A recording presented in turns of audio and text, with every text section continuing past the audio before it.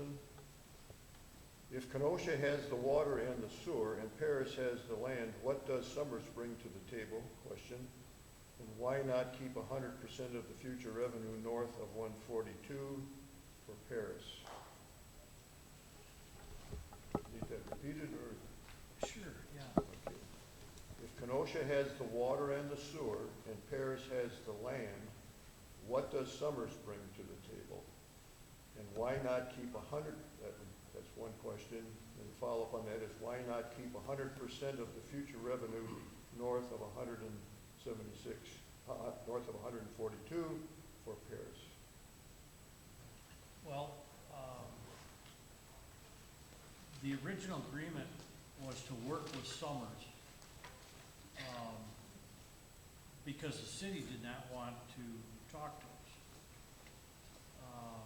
So what we were going to do was to have Summers create a boundary so that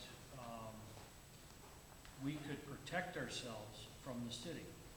The city repeatedly told us that they wanted nothing to do with the deal. They didn't want to talk to us. And they could come in and take any land they wanted, anytime they wanted. So we decided to work with Summers. We were told, and I still feel to this day, that we could have got water with Summers. Unfortunately, that went into lawsuits, and the city did everything they could to make sure that it was going to be difficult for us to get water through Summers. But the idea was always to work with Summers, and when the city decided that maybe it'd be better to come to the table than to continue the lawsuits, that was when things were made, of course, easier because the city had the water and the sewer. And so that's where we are today. With the city coming to the table, we're able to work with the city, Summers, and we weren't going to split away from Summers. We had told them that we were in it together and we were going to stick together, and it could have very easily been that the city went to Summers and said, we don't need Paris, we'll just go and take it. We'll team up and let's go. Summers said no. The city wanted us to do the same. We said no, we were going to work with them. And so that's where we're at with that. As far as what was the revenue? And why, the second part of that is why not keep 100% of the future revenue north of 142 for Paris?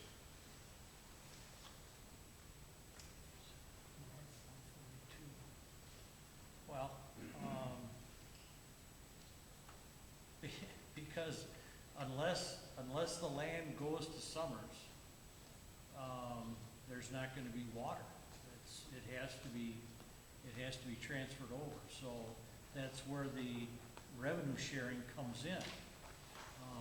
That's part of the whole puzzle, is that they have to deal with it. So there's really no option for the Paris to keep the revenue, 100% of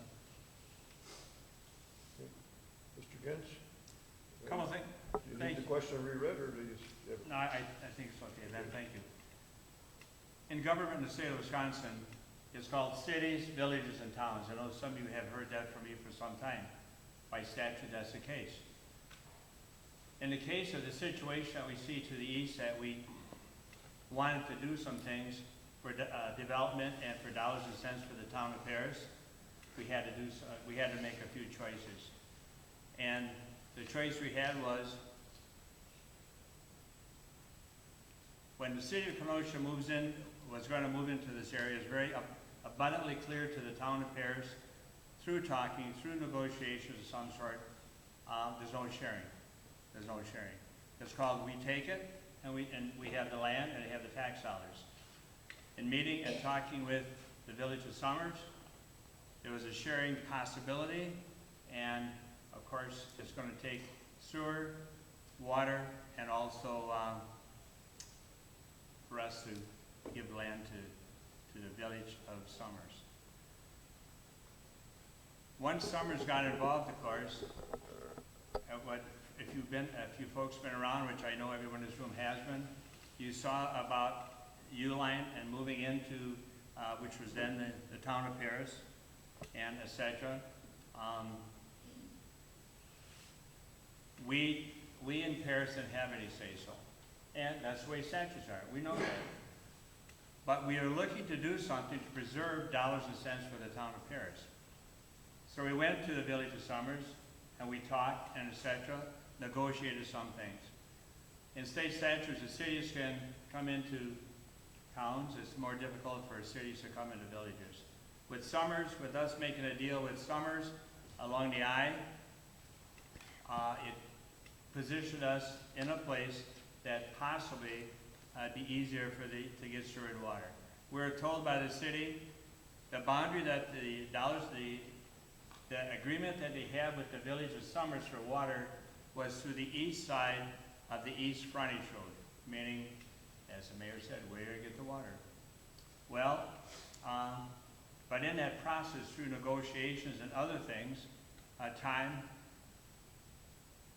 we found out, and of course, there was some things that it would have taken a long time for Summers, for the town of Paris, and for the city to get exactly what they wanted. And it came to the mutual understanding, as you see the big maps. Should I have one here tonight, I guess. And you have seen the papers. We do have one at the town hall. We have a couple of those. You see what we had to give up in the town of Paris in 50 years to have some sort of agreement for some sort of development in the town of Paris and in the village of Summers, which is the old town of Paris. And we had to give things up, and a 50-year agreement on both sides. It's not easy to give that land away, and I know people we hear, but there's no other choices. When the city comes, they take, and you get absolutely nothing for it. As the mayor said, we just take, we'll move where we want to. And there's enough voices that heard that. It was not an easy choice for the town of Paris, but we didn't have other choices. If I can try to answer it better than any, but I'll shut up for a while. I talked a long time, I'm sorry, but Mr. Cameron's up. I'd be happy to add something later. Mr. Cameron's up. It's been at least 10 years since I've been involved with trying to find a way to have a boundary agreement with the city of Kenosha. And of course, as we know now, Summers is a village and they have annexation powers as well. I've gone to the city twice on behalf of the town and been told by the mayor and the city administrator that we're not interested in any boundary agreement. As annexations come in, we'll take them, and we're not interested in doing anything further. I asked them if we could work together, come into a shared revenue type of situation. I said, when you annex, when things come in, what you do is you get uneven boundaries. And when that happens, your fire department, your police department, all your safety, where do you go? What community are you in? And I don't feel that's a smart way to grow a community. And in fact, smart growth, comprehensive plan by the state of Wisconsin encouraged boundary agreements. But as we found out, they encourage it, but they don't